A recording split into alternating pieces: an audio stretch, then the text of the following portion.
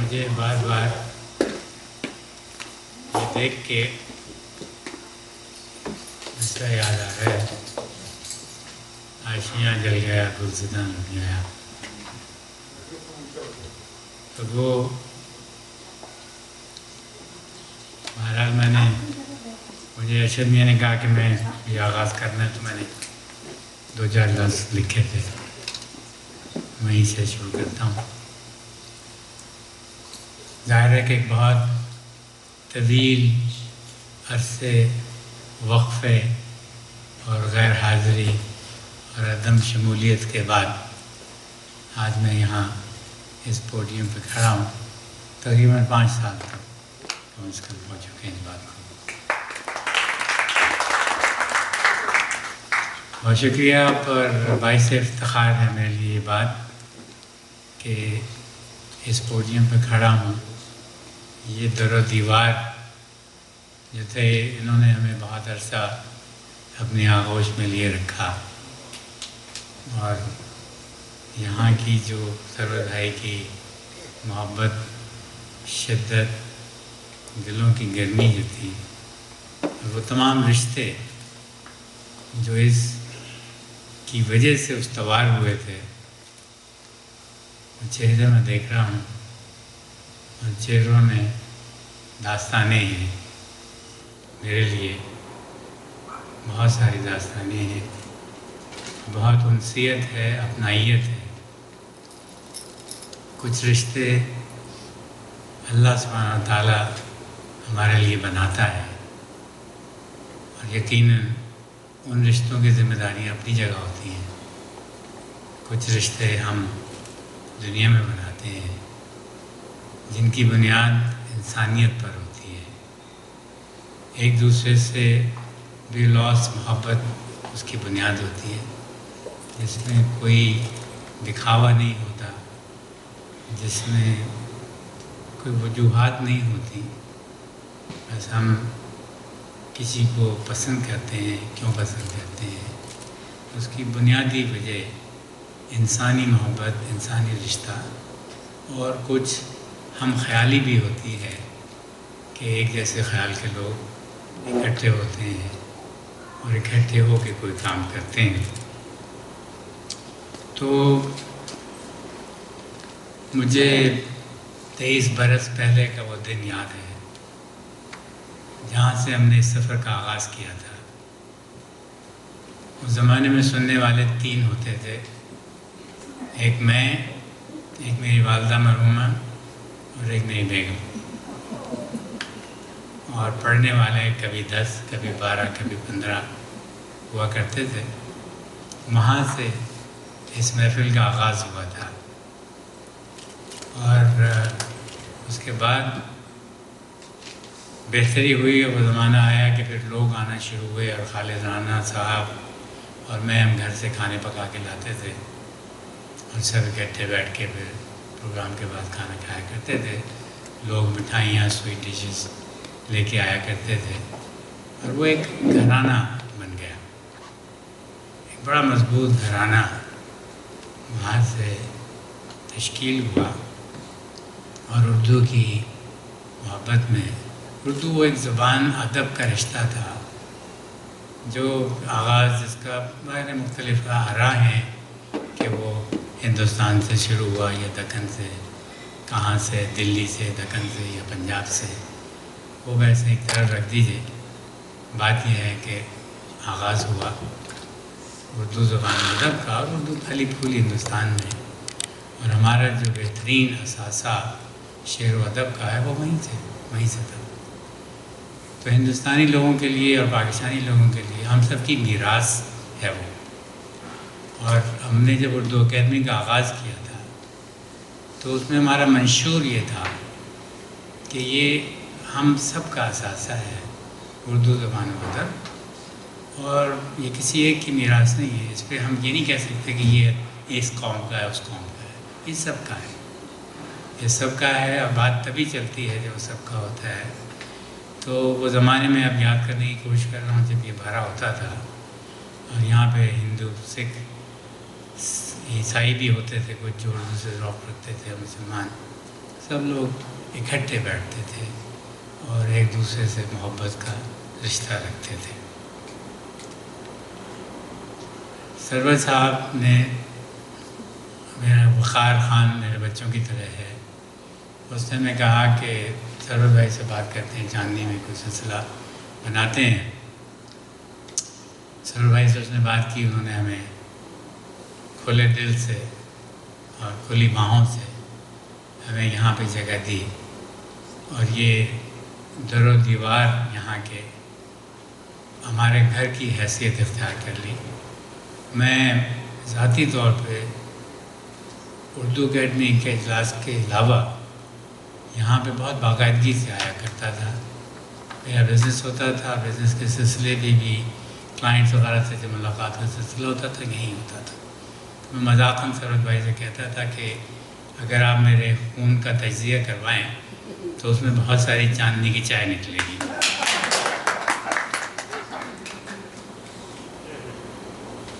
یہ یادیں ہیں.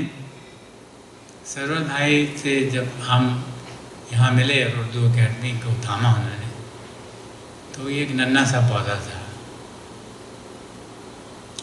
پھر ان کی سرپرستی میں یہ پودا ایک تناور اور سایہ دار درخت بن گیا اور اس درخت کی جو تھی سایہ اس کا بہت دور تک پھیلا اور بہت سارے لوگ اس میں آ کے شامل ہوئے. سرور بھائی کے نام کے ساتھ ساتھ ایک بہت اہم نام اور ہے عبدالستار غزالی صاحب کا. غزالی صاحب نے بغیر کسی مطلب کے اردو اکیڈمی میں شمولیت اختیار کی اور اس کا کام دنیا کے کونے کونے میں پہنچایا. مجھے کافی عرصے تک اس بات کا علم نہیں تھا کہ تقریباً 35 ممالک میں اردو اکیڈمی کے پروگرام دیکھا جاتا ہے. یہ پرانی بات ہے، نہیں کر رہا. ممکن ہے اب زیادہ یہ کم ہو، مجھے اس کا احساس نہیں ہے. لیکن اس کا سہرا غزالی بھائی کے سر ہے، جنہوں نے اپنی تحریر سے، تصاویر سے، باقی تمام چیزوں سے لوگوں کو اردو اکیڈمی تک پہنچایا یا اردو اکیڈمی کو ان تک پہنچایا. اور یوں میں جب کبھی پاکستان جانا ہوتا تھا تو نئے لوگ مجھے ملتے تھے اور وہ کہتے تھے کہ بھئی آپ بڑا اچھا کام کر رہے تھے. میں دیکھتا تھا کہ آپ کو کیسے پتا میں کیا کام کر رہا ہوں. تو وہ پھر بتاتے تھے کہ ہم باقاعدگی سے آپ کے پروگرام دیکھتے ہیں یہاں پہ. تو وہ شعر بار بار یاد آتا ہے. بہت پرانا گھسا پٹا شعر ہے، لیکن صحیح ہے کہ میں اکیلا ہی چلا تھا جانب منزل، مگر لوگ ساتھ آتے گئے اور کارواں بنتا گیا. نگیش بھائی میرے بڑے پرانے ساتھیوں میں سے ہیں جو ہمیشہ ساتھ کھڑے رہے ہیں. بہت سارے لوگ، بہت سارے دوست چہرے میں دیکھ رہا ہوں. ہم سب کی اجتماعی اور انفرادی کوششوں سے اردو اکیڈمی جو تھی وہ بنی. اور اب جب ہم منتقل ہوئے آن لائن تو بہت ساری شکایتیں 3-3.5 سال میں سنتا رہا کہ ہمیں یہ اچھا نہیں لگتا. ہم واپس وہیں جانا چاہتے ہیں چاندنی میں، کیونکہ اس کی بنیادی وجہ سمجھ میں آتی ہے کہ ہمارے انسانیت کے رشتے ہیں اور انسانیت کے رشتوں کی بحالی بہت ضروری ہوتی ہے کہ ہم ایک دوسرے سے ملتے رہیں، ایک دوسرے سے غم بانٹتے رہیں. اور بہت سارے بزرگ ایسے تھے، مجھے یاد ہے، جن کو رائٹ نہیں ملتی تھی، کوئی ان کو لے جانے والا نہیں ہوتا تھا. تو ہم نے باقاعدہ لوگوں کو ریکروٹ کیا تھا اس کام کے لیے. اور بہت سارے لوگ جن کا مالک بھلا کرے، میں ان کا شکر گزار ہوں، ذاتی طور پہ ہمیشہ رہوں گا. وہ سینئرز کو رائٹ دیتے تھے اور وہ پورا مہینہ اس ایک محفل کا انتظار کرتے تھے یہاں آنے کے لیے. وہ لوگ آتے تھے، ایک دوسرے سے ملتے تھے، اپنا غم دکھ درد بانٹتے تھے. تو اردو اکیڈمی بہت سارے کام کر رہی تھی. محض اردو زبان و ادب کی ترویج نہیں تھی، یہاں پہ تہذیب کی بھی تعلیم تھی. یہاں پہ ہم لوگوں کا دل بھی رکھتے تھے، ان سے باتیں کرتے تھے، انہیں وقت دیتے تھے. تو یہاں اکٹھے ہونے میں جو فوائد تھے وہ ظاہر آن لائن میں نہیں تھے. لیکن اگر آپ سے میں کہوں کہ مجھے تعداد دیکھ کے تھوڑا دکھ ہو رہا ہے تو مجھے امید ہے کہ آپ برا نہیں منائیں گے کہ یہاں پہ 100 150 200 250 لوگ ہوا کرتے تھے. ممکن ہے تھوڑا وقت لگے ایسا ہونے میں دوبارہ، لیکن میری درخواست آپ سب سے یہ ہے کہ یہ جو ادارہ ہے یہ آپ کا ادارہ ہے، اس پہ کسی اور کی اجازت داری نہیں ہے. اس کو بڑھانے کے جو فوائد ہیں اس میں سب سے بڑا فائدہ ان سینئرس کا ہے جو پورا مہینہ ایک محفل کی راہ دیکھتے تھے. پورے مہینے میں ایک بار کوئی نہ موقع ملتا تھا کہ کہیں اپنے دل کی بات کہہ سکے. تنہائی ایک بہت بڑی سزا ہے جو اس ملک میں اس ملک میں کیا پاکستان میں کو یاد ہے. بچے بھول گئے کہ ان کے ماں باپ کبھی ہوتے تھے ان کے لیے. اب ان ماں باپ پڑھے ہیں کسی سینئر سینٹر میں کوئی کہیں ہے. تو یہ ایک نیک کام اردو اکیڈمی کا ادارہ انجام دے رہا تھا. ہمارے لوگ انجام دے رہے تھے. وہ لوگ جو والنٹیئر کر رہے تھے، وہ لوگ جو آتے تھے لوگوں کو لے کے آتے تھے، بڑوں کی خدمت کرتے تھے، 2 منٹ ان کے ساتھ بیٹھ کے ان کی بات سن لیتے تھے. تو میں چاہوں گا کہ آپ اس کے بارے میں تھوڑا سوچیں اور اس کے پروگرام کے بعد بات کریں گے انشاءاللہ. میں آپ کا بہت زیادہ وقت نہیں لوں گا، لیکن دل کی بات کہنا چاہتا تھا، کہہ دی ہے. آپ میرے اپنے ہیں اور آپ میں سے ہر شخص میرے دل میں رہتا ہے. اور کسی نے ایک دفعہ کہا تھا کہ کتنا بڑا دل ہے آپ کا. میں نے کہا تھا کہ یہ دل جو ہے اس میں بہت گنجائش ہے، ابھی بھی بہت گنجائش ہے. محبتوں کے لیے بہت گنجائش ہے. دل میں میرے کوئی اور چیز نہیں ہے. نفرتوں سے میں بہت دور رہتا ہوں. نفرتوں کی کوئی جگہ نہیں میرے دل میں، نہ کبھی تھی، نہ ہے، نہ کبھی ہوگی. ہم لوگ مذہب، کوئی بھی چیز، جغرافیائی حدود، کون کس ملک سے ہے، کون کہاں سے ہے، یہ چیزیں کبھی بھی ہمارے مدنظر نہیں رہیں. یہ قبیلہ ہے، یہ گھرانہ ہے جہاں پہ ہم محبتیں بانٹتے ہیں، محبتیں وصول کرتے ہیں، محبتیں بانٹتے ہیں. تو اس محبت کی دنیا کو ختم نہ ہونے دیجیے. بہت ضروری ہے. ہم میں سے ہر شخص کا ایک کردار ہے، وہ کردار ہمیں نبھانا ہے آخر وقت تک. پھر ہمیں نئی نسل کو ساتھ ملانا ہے، نئی نسل کو ساتھ لے کے چلنا ہے. ہم انہیں کیا سکھا رہے ہیں؟ ہم انہیں تفریق سکھا رہے ہیں یا ہم انہیں محبت کرنا سکھا رہے ہیں؟ اب تو وہ وقت آ گیا ہے کہ اپنے ماں باپ سے لوگ محبت نہیں کرتے. ماں بہن اور باپ کا صلہ تو کبھی ادا ہی نہیں کیا جا سکتا. ماں کی ایک رات کا صلہ ادا نہیں کیا جا سکتا.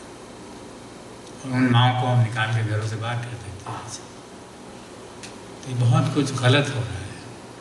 ہمیں یہاں پہ اجتماعی طور پہ، انفرادی طور پہ وہ سب کام کرنا ہے. جانے سے پہلے اس دنیا کو واپس پلٹا کے لانا ہے اس مقام پہ جہاں محبت کا دور دورہ ہو، جہاں محبتوں سے لوگ ایک دوسرے سے ملتے ہوں، بغیر مقصد کے ملتے ہوں. اب وہ زمانہ آ گیا ہے کہ لوگ آپ کے دوستوں کی لسٹ پہلے دیکھتے ہیں ملنے سے پہلے کہ کیا اس سے کچھ فائدہ ہو سکتا ہے آپ کو. اگر ہو سکتا ہے تو آپ کی طرف دوستی کا ہاتھ بڑھائیں گے. اگر نہیں ہو سکتا تو کسی دوسرے کی تلاش چلے جائیں گے. میں منفی پہ زیادہ زور نہیں دینا چاہتا، مثبت پہ جانا چاہتا ہوں کہ ہمیں ان محبتوں کو پھر سے فروغ دینا ہے. محبتوں سے محبتیں ملتی ہیں. اور یقین کیجئے کہ اگر ایک شخص سے بھی آپ کی بے لوث محبت اور دوستی ہے تو آپ نے زندگی میں بہت کچھ کما لیا. پیسہ، بڑا گھر، بڑی کار، بنگلے، نمائشیں، سب ذرا رہ جاتا ہے. ایک دن ہم چلے جاتے ہیں اس 6 فٹ کی جگہ میں اور لوگ آپ کو صرف اس صورت میں یاد رکھیں گے جب آپ نے محبت پہ عمل کیا ہو. ورنہ لوگ روز مرتے ہیں، چلے جاتے ہیں، کون پوچھتا ہے. آج کی محفل میں ہم بات کریں گے سلیم احمد صاحب کے بارے میں. بہت مشہور شاعر، بہت متنازع شاعر اور شخصیت، لیکن سلیم احمد وہ نام ہے جس سے آپ گریز نہیں کر سکتے. انہیں اچھا کہیں برا کہیں، انہیں آپ نظر انداز نہیں کر سکتے. قاضی حبیب الحق صاحب آج بہت محنت طلب اور بہت مشکل کام کے ساتھ مکمل انصاف کریں گے کہ ان کے نام کی مناسبت سے قاضی نام ہے ان کا، قاضی حبیب الحق. ہمیں ان سے ہمیشہ انصاف کی امید رہتی ہے. قاضی صاحب پوری تہذیبی دیانتداری کے ساتھ یہ کام کرتے ہیں. انہوں نے بہت عرصہ نہیں ہوا، کچھ عرصہ پہلے پہلی بار جب نظامت کی تھی تو میں دنگ رہ گیا تھا کہ بغیر کسی تربیت کے اس قدر نفیس، اس قدر عمدہ ان کی جو تمام جو کچھ انہوں نے ریسرچ کی تھی وہ، اور جس طرح سے انہوں نے شاعر کے بارے میں گفتگو کی تھی بہت کمال کی تھی. اور میں نے ان سے، میری طبیعت بہت خراب تھی لیکن میں پھر بھی میں نے ان سے اجازت مانگی آن لائن کہ میں 2 منٹ کے لیے بات کرنا چاہتا ہوں، کیونکہ میں سمجھتا تھا یہ بڑی شدید بے انصافی ہوگی اگر میں نے وہ تعریف نہ کی جس کے یہ اتنے مستحق ہیں. مجھے خوشی ہے کہ آج وہ نظامت کر رہے ہیں سلیم احمد صاحب کے پروگرام کے بارے میں. میں بہت شکر گزار ہوں آپ سب کا کہ آپ نے توجہ سے، بہت محبت سے میری الٹی سی باتیں سنی، اور انشاءاللہ اگر بعد میں وقت ملا ہم لوگ بیٹھ کے سوچیں گے اور یہ فیصلہ کریں گے کہ اس کو کیسے واپس لایا جائے. فی الحال میں درخواست کرتا ہوں کہ پرجوش تالیوں کے ساتھ قاضی حبیب الحق کا استقبال کیجیے.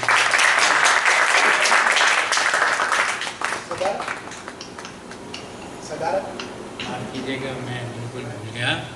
صدارت کے لیے میں دعوت دوں گا جناب جاوید عمرانی صاحب کو کہ وہ تشریف لائیں. کرسی پہ جلوہ افروز ہوں، بلکہ 2 کرسیوں پہ جلوہ افروز.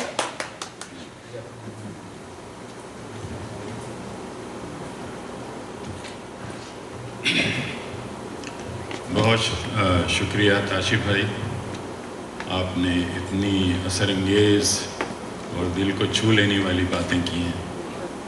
ہماری خوش نصیبی ہے کہ آج آپ یہاں اس محفل میں ہیں، اور بہت بڑی بات ہے ہمارے لیے، ہم سب کے لیے. معزز خواتین و حضرات، آپ سب کی تشریف آوری کا تہ دل سے خیر مقدم ہے.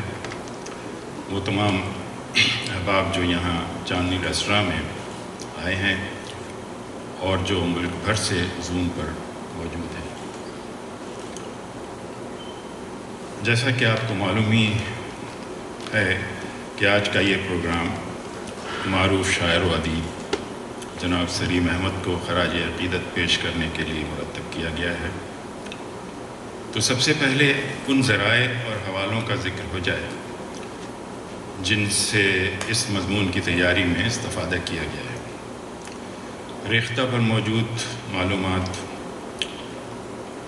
لیکن سب سے بڑی بات تاشی بھائی کا عطا کردہ وہ مواد ہے، اور خاص کر جاذب قریشی صاحب کے 3 مضامین جو آپ نے مرحمت فرمائے مجھے. پھر کلیات سلیم احمد ہیں، ان کی کچھ تحریریں ہیں، سوشل میڈیا اور یوٹیوب ہے. سلیم احمد کا انٹرویو انتظار حسین نے جو کیا، پھر احمد جاوید صاحب کا ایک ویڈیو خراج تحسین ہے اپنے استاد سلیم احمد کے لیے. سلیم احمد کی تصنیف بیاس سے ایک اقتباس ملاحظہ فرمائیے جو ریاض فرشوری صاحب نے دیباچے میں لکھا ہے. اس جنگل میں آپ سلیم احمد کو کہاں تلاش کریں گے؟ سلیم احمد جو ایک بڑا غزل گو شاعر ہے، جو بہت اچھا ڈرامہ نگار ہے، جو تنقید میں اصولی معاملات پر امام غزالی کی طرح ہنٹر کھینچے بیٹھا رہتا ہے، جو ایک بڑے خاندان کا تنہا کفیل ہے، جس نے دوستوں سے ایذا اٹھانے کے بعد بھی انہیں دعائیں دی ہیں. جو نروانا کی تلاش میں جس درخت کے نیچے جا کر بیٹھا، اس کی تپش سے وہ درخت ہی جل اٹھا. کیا کیا دیکھیں گے آپ. بہرحال سلیم احمد کا ایک شعر ملاحظہ فرمائیے جو شاید اپنے بارے میں کہا انہوں نے. مجھے گلا نہ کسی سنگ کا نہ آہن کا، اسی نے توڑ دیا جس کا آئینہ تھا میں. آغاز کرتے ہیں ان کی ایک خوبصورت غزل نہ جانے شعر میں کس درد کا حوالہ تھا سے، جو جناب حاتم رانی ہمیں اپنے منفرد انداز میں سنا رہے ہیں. حاتم رانی صاحب زوم پہ موجود ہیں اس وقت.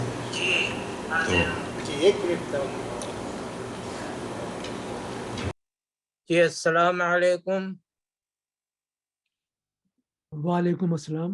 حاضر کرتا ہوں نہ جانے شعر میں کس درد کا حوالہ تھا. نہ جانے شعر میں کس درد کا حوالہ تھا. نہ جانے شعر میں کس درد کا حوالہ تھا کہ جو بھی لفظ تھا وہ دل دکھانے والا تھا. کہ جو بھی لفظ تھا دل دکھانے والا تھا. افق پہ دیکھتا تھا میں قطار قازوں کی. افق پہ دیکھتا تھا میں قطار قازوں کی. میرا رفیق کہیں دور جانے والا تھا. میرا خیال تھا یا کھولتا ہوا پانی. میرا خیال تھا یا کھولتا ہوا پانی. میرے خیال نے برسوں مجھے ابالا تھا. میرے خیال نے برسوں مجھے ابالا تھا. ابھی نہیں ہے مجھے، ابھی نہیں ہے مجھے سرد گرم کی پہچان. یہ میرے ہاتھوں میں انگارہ تھا کہ ژالہ تھا. یہ میرے ہاتھوں میں انگارہ تھا کہ ژالہ تھا. میں آج تک کوئی ویسی غزل نہ لکھ پایا. میں آج تک کوئی ویسی غزل نہ لکھ پایا. وہ سانحہ تھا، وہ سانحہ تو بہت دل دکھانے والا تھا. معانی شب تاریخ کھل رہے تھے سلیم. معانی شب تاریخ کھل رہے تھے سلیم. جہاں چراغ نہیں تھا وہاں اجالا تھا. نہ جانے شاعر میں کس درد کا حوالہ تھا. نہ جانے شعر میں کس درد کا حوالہ تھا کہ جو بھی لفظ تھا وہ دل دکھانے والا تھا. بہت بہت شکریہ. نوازش. بہت خوب، بہت خوب، بہت خوب. بہت عمدہ. دوستو، سلیم احمد کھیولی ضلع بارہ بنکی یو پی میں نومبر 1927 میں پیدا ہوئے. ان کا خاندان شعر و ادب سے متعلق تھا. ان کے والد سید شرافت علی لکھتے لکھاتے بھی تھے، کتابوں کی دکان بھی تھی ان کی. ان کے دادا سید عباس علی شاعر تھے اور ہنر تخلص کرتے تھے. سلیم احمد 9 برس کے تھے کہ ان کے والد کا سایہ سر سے اٹھ گیا. ابتدائی تعلیم کھیولی کے بعد قریبی قصبات اور لکھنؤ میں حاصل کی. 1943 میں میرٹھ آ گئے اور کالج میں داخلہ لے لیا. یہاں پروفیسر کرار حسین، محمد حسن عسکری، ڈاکٹر جمیل جالبی اور انتظار حسین جیسی قداور ادبی شخصیات سے تعلقات استوار ہوئے. اور جو ان کی آئندہ نجی اور ادبی زندگی پر خاصے اثر انداز بھی ہوئے۔ انٹر میں پڑھ رہے تھے کہ پاکستان وجود میں آ گیا۔ نومبر 1947 میں کراچی آ گئے۔ نئے حالات میں تعلیم جاری نہ رہ سکی اور فکر معاش دامنگیر ہو گئی۔ ابتدا میں مختلف ملازمتیں کیں، بالآخر 1950 میں ریڈیو پاکستان سے بطور اسکرپٹ رائٹر منسلک ہوئے۔ اور یہ کہ سلیم احمد کی نجی اور گھریلو زندگی، ان کی یعنی